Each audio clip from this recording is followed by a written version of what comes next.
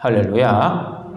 오늘도 참 좋은 날 성선출 예 아침 우리 주변에 달려 나오신 사랑하는 성도 여러분에게 하나님의 은혜와 능력과 축복이 함께 하시길 간절히 주의 이름으로 축원합니다. 우리 옆에서 인사 나누겠습니다. 감사합니다. 반갑습니다. 함께 예배할 때 주의 은혜와 놀라운 권능이 우리 모든 심령 가운데 충만케 나타날 줄로 믿습니다. 우리 가슴에 손을 얹고 따라하겠습니다. 나는 하나님 보시기 가장 존귀한 사람이다. 아멘. 그렇습니다. 우리는 이 세상에서 그 누구와도 그 무엇과도 비교할 수 없는 하나님에 대한 걸작품입니다. 정호승 시인의 그 봄길이라고 하는 시, 길이 끝나는 곳에서도 길이 있다.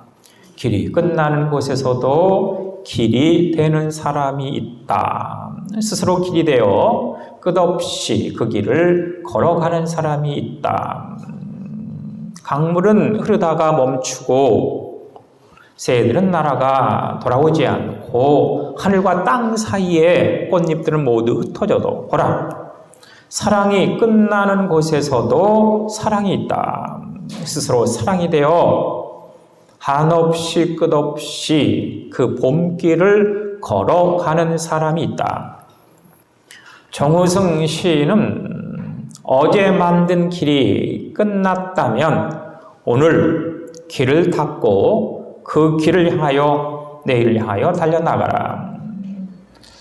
혹시 어제 맺은 사랑이 끝났다면 오늘 사랑을 시작해서 내일 그 사랑의 아름다운 열매를 맺자. 혹시 어제의 그 겨울 가운데 갇혀 있다면 봄으로 향하는 봄길을 닦아서 내일의 그 봄 한가운데로 나가라. 이렇게 노래하고 있습니다. 사람은 오늘을 살고 있지만 어제를 기억하면서 내일을 향해 살아나가는 존재입니다.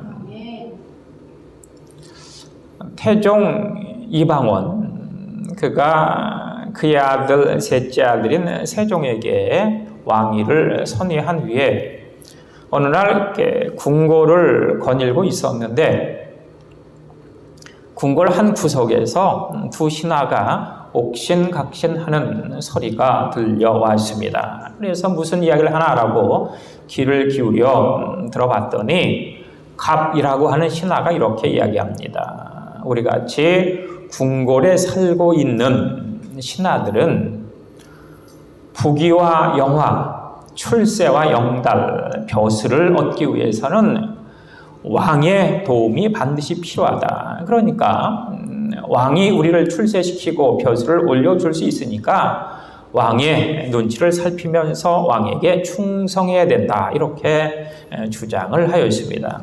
그러자 이것을 듣고 있던 을이라고 하는 사람이 이 갑의 의견을 반박합니다. 자네는 뭔가 지금 착각을 하고 있는 것 같네. 눈에 보이기에는 부귀와 영화, 출세와 영달, 벼슬이 오르는 것이 왕의 손에 달려있는 듯 하지만 그것은 눈에 보이는 현상일 뿐 실제적으로 우리를 이끄시는 그분은 하늘이시다. 그러니까 하늘의 뜻과 섭리에 순종하고 많은 사람들에게 덕을 끼치는 것이 옳다. 이렇게 강하게 이야기를 하는 것이었습니다.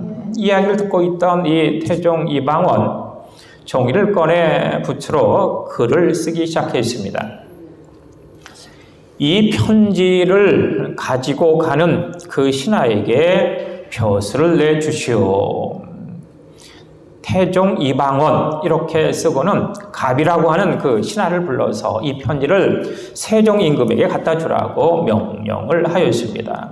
그래서 이 갑이 그 편지를 들고 세종 임금에게 달려가는데 그만 중도에 복통이 나고 말았습니다. 그래서 도저히 왕에게 갈 수 없어서 옆에 있던 을이라고 하는 그 신하에게 대신 이 편지를 세종 임금에게 갖다 주라 이렇게 부탁을 합니다.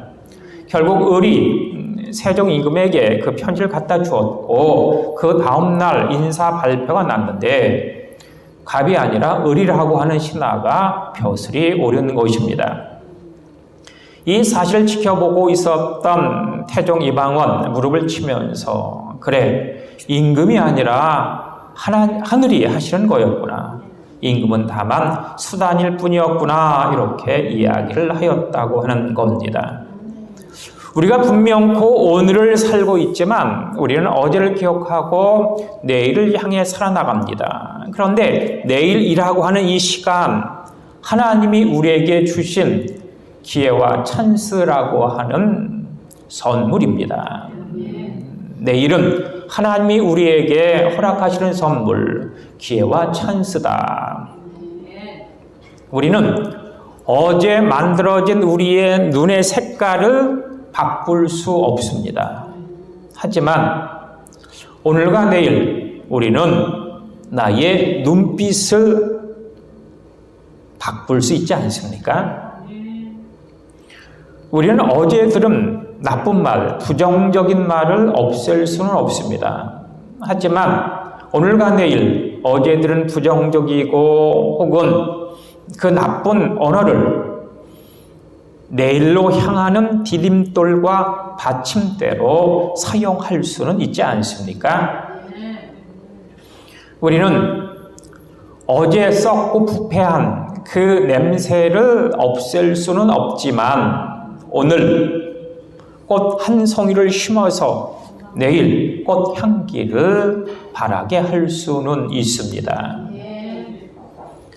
우리는 어제 죽은 사람을 살릴 수는 없지만 오늘 쓰러진 사람에게 용기와 희망의 그 언어를 줌으로 말미암아 내일 그를 일어서게 할 수 있지 않습니까? 우리는 어제의 그 청춘처럼 전력 질주를 할 수는 없지만 오늘 나를 연단하고 훈련함으로 인해서 내일 씩씩하고 당당하게 또한 담대하게 나아갈 수는 있습니다. 오늘을 잘 가꾸고 오늘을 잘 심음으로 내일을 향한 그런 도약과 비상의 놀라운 권능을 우리가 체험할 수 있다. 내일이라고 하는 시간은 하나님이 우리에게 주시는 기회와 찬스의 선물이다라고 하는 사실입니다. 그런데 사람들은 분명히 오늘을 살아가지만 어제의 추억과 어제의 기억에 함몰되어서 살아가는 어제의 사람이 있는가 하면 내일의 꿈과 희망과 목표를 향하여 달려나감으로 말미암아 내일을 살아가는 내일의 사람이 있습니다. 어제의 사람으로 살아갈 것인가 아니면 내일의 사람으로 살아갈 것인가 하고 하는 것은 분명한 나의 선택의 결과일 것입니다. 그렇다면 내일의 사람은 과연 어떠한 사람이 내일의 사람일까? 내일의 사람, 그는 바로 아브라함과 같은 사람일 겁니다. 아브라함, 그가 평생을 갈대아 우르에서 아버지 데라와 함께 온갖 잡신들의 형상을 만들어서 신상과 목상과 혹은 금상을 만들어서 팔아 목에 풀칠하며 그럭저럭 살아가는 그야말로 어제의 사람이었습니다. 아버지와 함께 우상을 만들어 팔면 그냥 생명 연장은 되는 것이죠. 생활은 근근히 이어갈 수 있습니다. 그런데 어느 날 하나님께서 아브라함을 부르십니다. 너는 본토 친척 아비집을 떠나 내가 내게 지시할 땅으로 가라. 내가 너로 큰 민족을 이루고 내게 복을 주어 내림을 창대케 하리니 너는 복의 근원이 될지라. 너를 축복하는 자에게 내가 복을 내리고 너를 저주하는 자에게 저주하리니 너로 말미암아 만민이 복을 얻을 것이니라. 하나님께서 아브라함에게 목표와 꿈과 비전을 부어주셨습니다. 내가 너에게 지시할 땅이라고 하는 목표, 너희의 후손들이 큰 민족이 될 것이라고 하는 꿈, 그리고 너희 이름이 창대케 되어지고 복의 근원이 된다고 하는 비전을 이 아브라함에게 부어주셨습니다. 그래서 이 아브라함은 그 목표와 꿈과 비전을 향하여 결단을 하는 것입니다. 그래, 내가 본토 친척 아비집을 떠나 하나님의 명령대로 나아가야지. 그렇게 그가 나아갔더니 마침내 드디어 이 아브라함은 최후의 승리자가 될 수 있었습니다. 이스라엘과 모든 믿는 자의 믿음의 조상이 되었을 뿐만 아니라 만민의 복의 근원이 되는 능력의 역사가 바로 이 아브라함에게 나타났던 것입니다. 아브라함, 어제의 사람이 아니라 목표와 꿈을 향한, 비전을 향한 내일의 사람입니다. 또 내일의 사람은 요셉이죠. 요셉, 목축업을 하고 있는 아버지 야곱의 12아들 중에 11번째 아들로 태어났습니다. 물론 야곱이 부자이기는 하였지만 12명의 아들이 있었기 때문에 그의 어떤 재산은 12토막이 나야 할 것이고, 그래도 다행히 이 요셉은 아버지부터 일방적인 편애를 받는 그러한 아들이었기 때문에 다른 11아들보다도 훨씬 많은 유산을 상속받을 수 있는 유리한 그런 입장에 놓여 있었습니다. 그냥 그렇게 살아가다 보면 평안하게 혹은 뭔가 부족함을 느끼지 않은 채 살아갈 수 있는 그런 인생이 바로 요셉이었다라고 하는 사실입니다. 그런데 하나님께서 이 요셉에게 꿈을 주시지 않습니까? 목표를 허락해 주셨습니다. 하늘의 해와 달과 11개의 별이 요셉에게 절하는 꿈을 꿉니다. 11개의 곡식단이 요셉의 곡식단에 넙죽 엎드리는 꿈을 꾸게 됩니다. 가족의 11번째 아들이 아니라 대표자가 되어지고 주변과 나라와 혹은 민족들을 구원하는 구원자가 되게 하는 그런 꿈과 비전을 하나님께서 이 요셉에게 부어주신 것입니다. 물론 이 요셉이 그 꿈으로 말미암아 형들에게 엄청난 미움을 받게 되고 형들에게 죽임을 당할 뻔하다가 미디안 상인들에게 팔리고 보디발의 집에 들어가 종살이를 하고 보디발의 아내의 누명을 써서 결국은 감옥에 들어가는 죄수로 전락을 하기도 하지만 그가 참고 견디고 하나님이 함께 하심을 그가 의지하였을 때 그는 마침내 드디어 애굽의 총리 대신이 되어 가족을 구원하고 또한 주변과 나라와 모든 민족을 그렇게 구원할 수 있는 능력의 사람으로 그렇게 태어날 수 있었던 것입니다. 요셉, 그는 바로 내일의 사람이었던 것입니다. 그리고 오늘 본문의 바울 역시 내일의 사람이죠. 바울, 그는 사울이었습니다. 어제의 사울. 그 어제의 사울에게는 엄청난 배경과 백그라운드가 그를 지지하고 있었지 않습니까?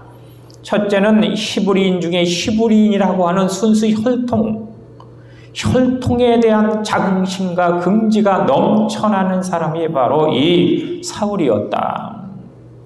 또한 그의 가문은 바리새파 가문이었죠. 뼈대 있는 가문이었습니다. 또한 그는 그 당시 가장 유명하고 존경받는 학자인 가말리엘의 제자였습니다. 지식인이요, 또한 학자요, 인텔리 계층의 사람이었다. 더군다나 이 사울은 그 당시 가장 큰 기득권이고 권세고 권력이었던 로마의 시민권자였습니다. 혈통과 가문과 학문과 기득권만 가지고 그렇게 살아도 그는 남부럽지 않게 모든 사람 위에 군림하면서 살아갈 수 있는 아주 전형적인 어제의 사람이었다라고 하는 뜻입니다. 하지만 이 사울이 다메섹 도상에서 예수님을 만나게 되지 않습니까?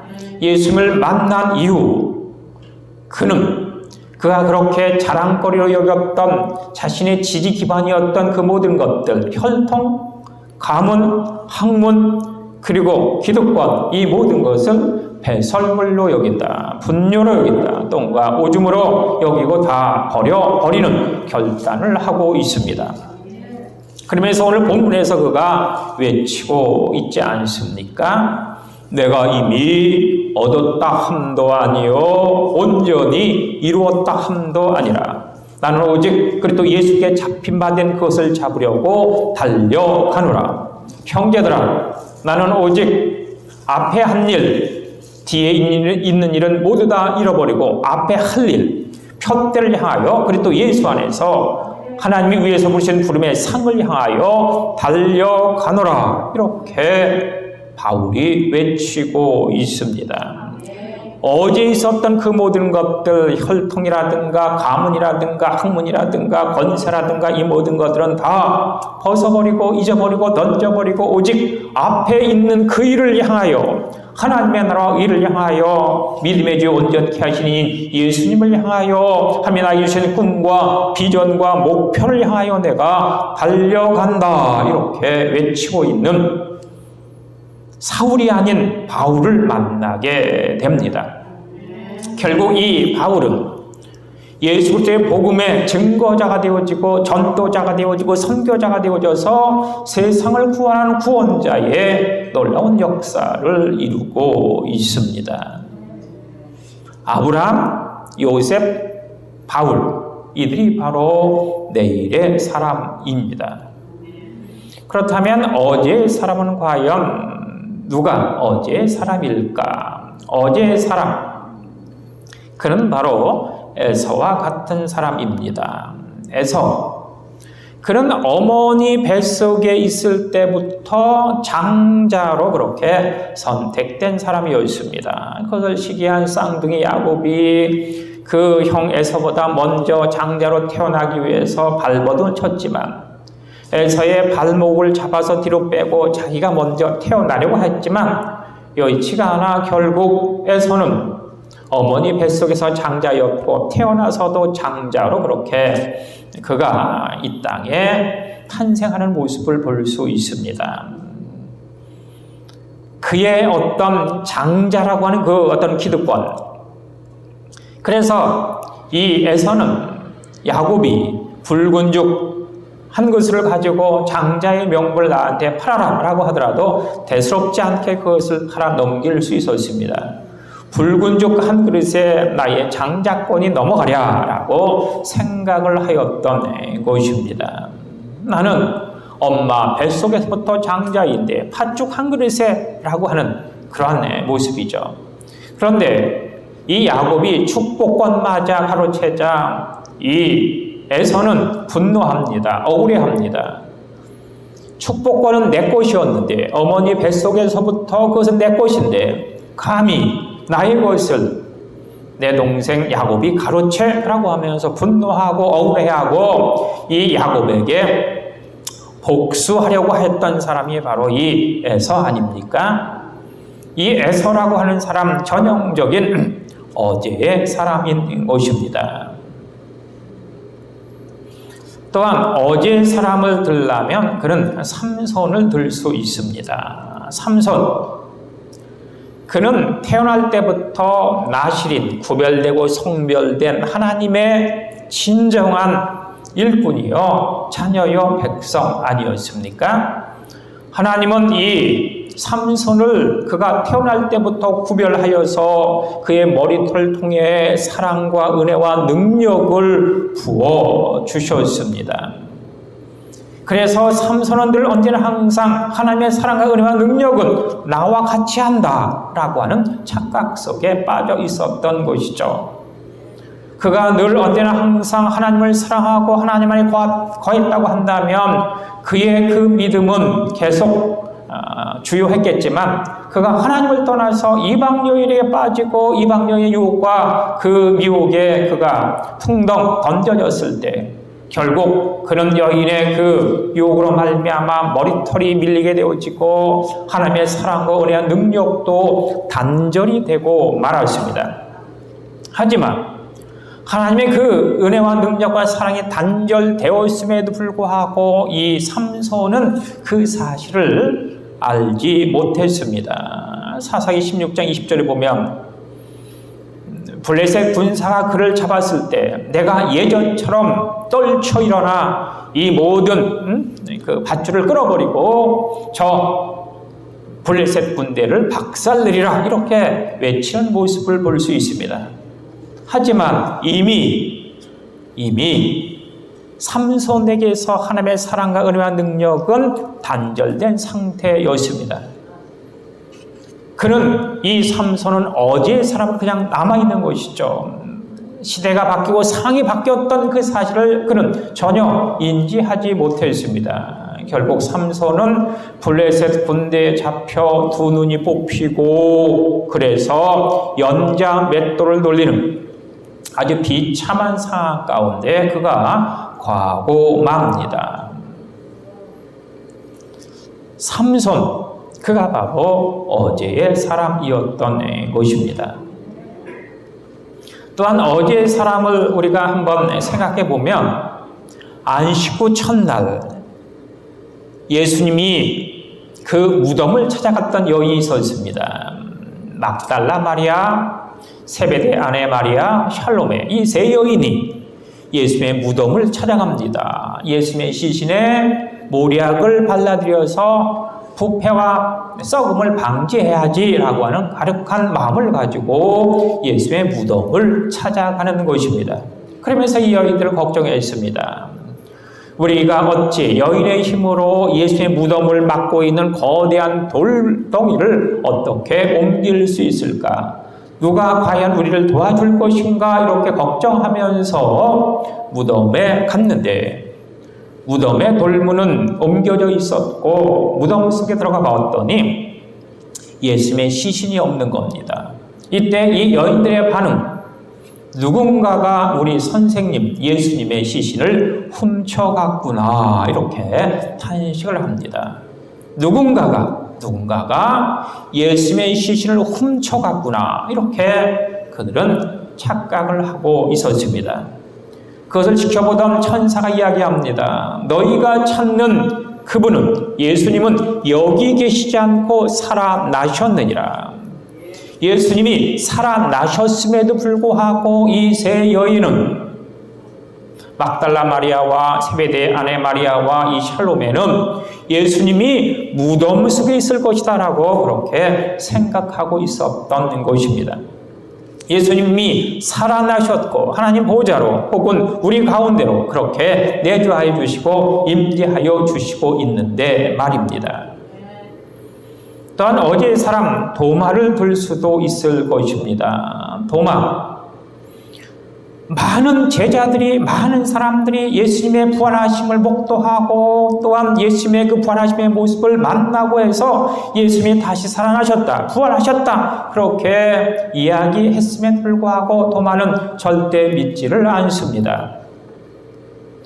나는 어제 예수님께서 두 손과 두 발과 그리고 옆구리 창에 찔려서 그렇게 돌아가신 것을 내가 봤다.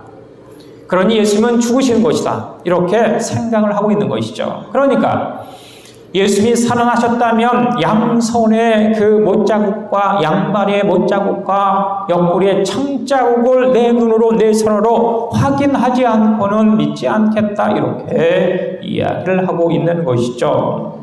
결국 예수님께서 이 도마에게 나타나셔서 양손과 양발과 옆구리를 보여주시면서 의심하는 자가 되지 말고 믿지 못하는 자가 되지 말고 믿는 자가 되어라 이렇게 이 도마를 꾸짖는 모습을 우리가 발견할 수 있습니다.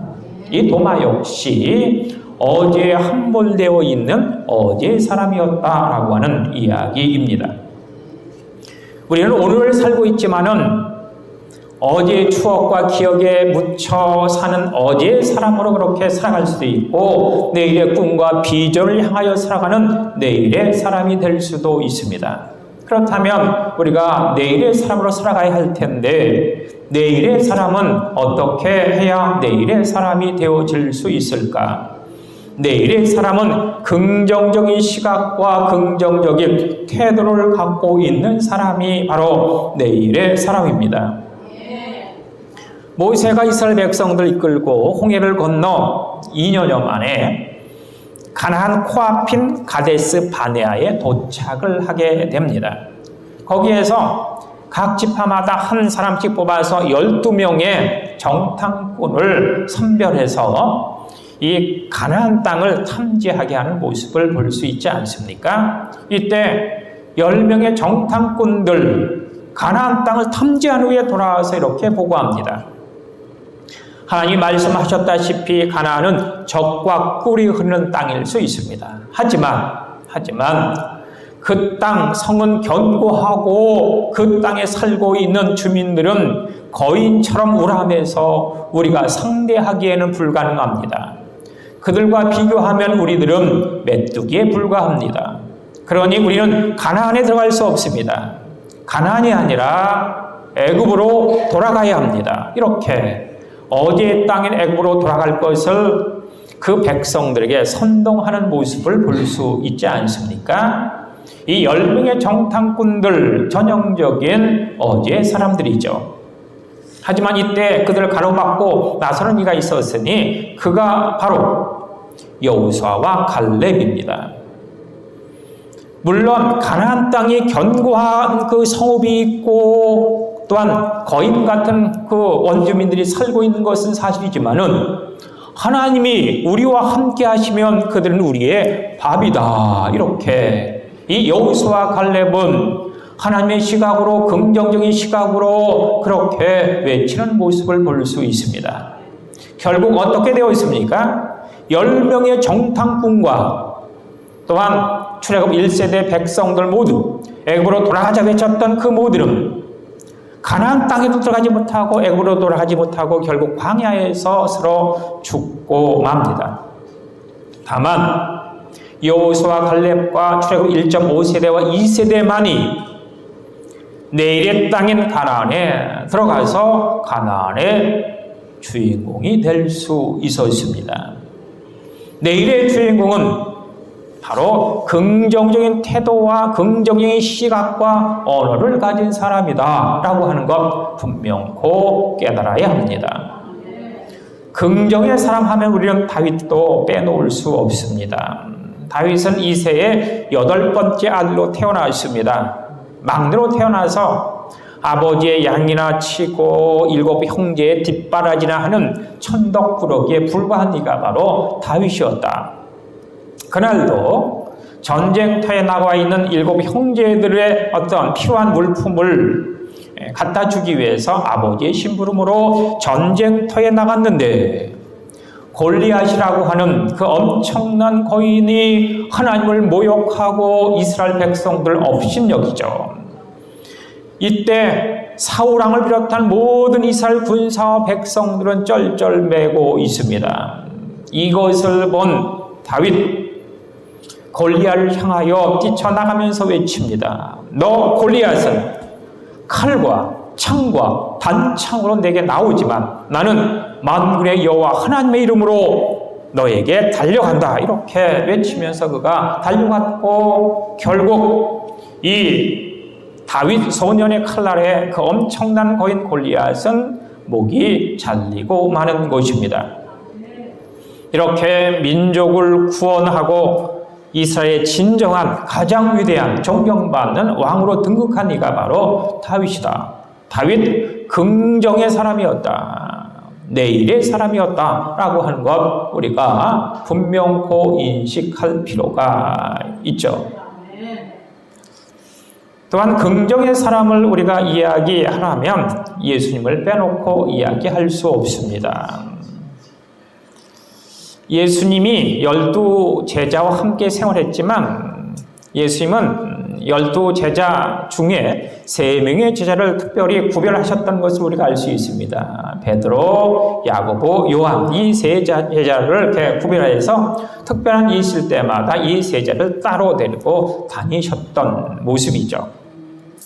그날도 이 베드로와 야고와 요한을 따로 데리시고 산 위에 올라가셨는데 그 산 위에서 모세와 엘리야와 만나 변화되어지는 신비한 경험을 하게 됩니다. 이 사실을 지켜보고 있었던 베드로, 선생님, 여기가 좋사옵니다. 여기가 좋사오니 여기에 초막셋을 짓고 하나는 예수를 위해서, 하나는 모세를 위해서, 하나는 엘리야를 위해서 초막셋을 짓고 이 산 위에 우리가 영원토록 거하는 것이 어떻겠습니까? 라고 제안을 합니다. 여기가 좋사오니 여기에 머무는 것이 너무너무 좋겠습니다. 하지만 이 베드로의 제안을 거부하신 예수님께서 산 밑으로 내려왔습니다. 그때 산 밑에서는 한 아버지가 귀신 들린 아들을 보살피는 이 아비가 귀신 들린 아들의 귀신을 쫓아내기 위해서 9명의 제자들에게 찾아 부탁을 하는 겁니다. 나의 아들에게서 귀신을 쫓아내 주십시오. 이렇게 9명의 제자에게 부탁을 하였지만 이 9명의 제자는 그 아비의 부탁을 들어주지 못하죠. 그때 예수님께서 산에서 내려오자 이 아비가 예수님께 달려가 강청을 합니다. 선생님, 할 수 있다면 내 아들의 몸에서 귀신을 쫓아내 주십시오. 이렇게 이 아비가 예수님에게 강청을 합니다. 이때 예수님이 하신 말씀, 할 수 있거든이 무슨 말이냐? 믿는 자에게는 능치 못할 일이 없느니라. 이렇게 선포하시고 그 귀신 들린 아들에게서 귀신을 쫓아내 주시지 않았습니까? 긍정의 아이콘 바로 예수님이시다라고 하는 사실이죠. 긍정의 사람이 내일의 사람으로 만들게 되어져 있습니다. 할 수 있다라고 하는 그 자신감을 가지고 전진하는 자가 천국의 주인이 되어질 수 있다라고 하는 것 우리가 분명히 인식을 해야 합니다. 우리가 오늘을 사는 것이 분명한 일인데 우리는 오늘을 살기보다도 어제에 대한 추억과 기억을 안고 그렇게 내일의 사람으로 살아가는 사람이 있는가 하면 내일을 향한 목표와 꿈과 비전을 안고 살아가는 내일의 사람이 있습니다. 분명한 것, 우리는 어제의 사람이 아니라 내일의 사람으로 살아가야 할 텐데 내일의 사람으로 살기 위해서 우리는 긍정적인 태도와 시각과 결단이 필요합니다. 2021년도 1월과 2월이 지나고 오늘 3월 첫째 주인데 약 300일 정도가 남았습니다. 이 300여일 후에 그 꿈과 비전과 목표가 우리에게 필요하지 않습니까? 우리가 기도합니다. 200명, 이식계속회 100명 위에 주님 앞에 간구하는데 그것이 성취되고 응답된 그것을 바라보며 우리가 달려나가야 할 줄로 믿습니다. 하나님이 이루어 주실 것이다라고 확신을 안고 긍정적인 시각을 안고 결단을 해야 할 필요가 있죠. 몇 가지 결단이 우리에게 중요합니다. 앞으로 남은 40여 주일, 우리 평생토록 주일만은 성수하겠다, 빠지지 않겠다. 올 한 해가 가기 전에 66권 성경 한 번은 일독해보겠다. 300여일 남은 이 한 해 동안 최소한 10분의 1인 30여일 정도 새벽 기도에 참여하겠다. 또한 봉사, 충성, 헌신을 그 흔적을 주를 위해 주의 전을 위해 남겨야 할 텐데 그 흔적을 이 해가 가기 전에 한번 남겨보겠다. 또한 한 사람이 한 사람을 전도함으로 이 자를 채워보고 주의 전을 부흥시키겠다. 온전한 11조와 감사로 진정한 축복자와 또한 풍성한 은혜를 받은 그러한 사람으로 한번 살아보겠다라고 하는 결단이 우리에게 필요합니다. 그래서 올 한 해가 다 지났을 때 나의 꿈과 기도와 혹은 목표와 그 비전이 성취된 그런 경험자가 되어져야 하지 않겠습니까? 어제의 사람으로 퇴보하고 후퇴하는 그런 우를 범할 것이 아니라 내일의 사람으로 발전하고 성장하고 나가야 합니다. 그러기 위해서 할 수 있다라고 하는 긍정의 시각을 가지고 하나님의 나라와 의를 향하여 분명한 결단을 안고 전진함으로 말미암아 진정한 주의 은혜와 능력, 축복의 주역이요 주인공이 되시길 간절히 주의 이름으로 축원합니다.